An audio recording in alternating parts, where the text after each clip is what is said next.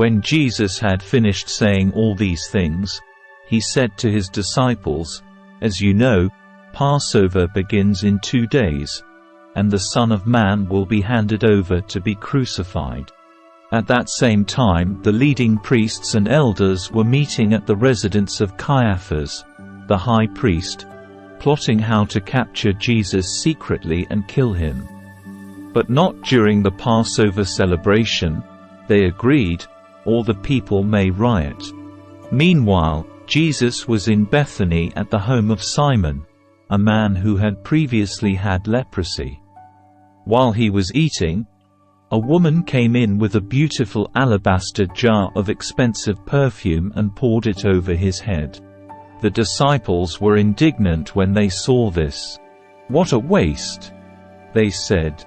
"It could have been sold for a high price and the money given to the poor." But Jesus, aware of this, replied, "Why criticize this woman for doing such a good thing to me? You will always have the poor among you, but you will not always have me. She has poured this perfume on me to prepare my body for burial.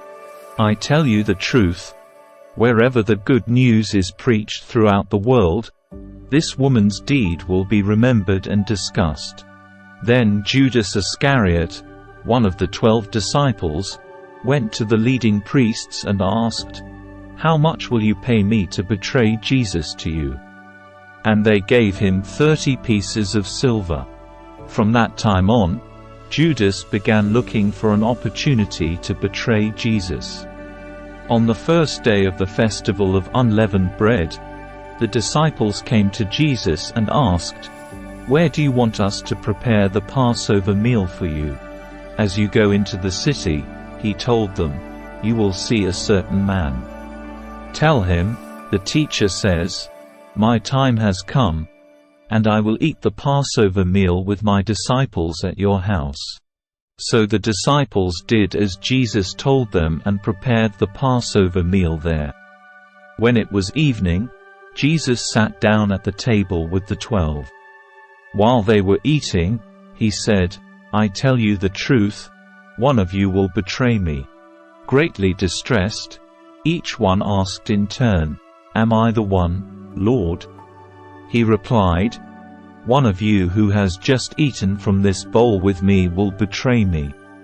For the Son of Man must die, as the Scriptures declared long ago. But how terrible it will be for the one who betrays him. It would be far better for that man if he had never been born." Judas, the one who would betray him, also asked, "Rabbi, am I the one?" And Jesus told him, "You have said it."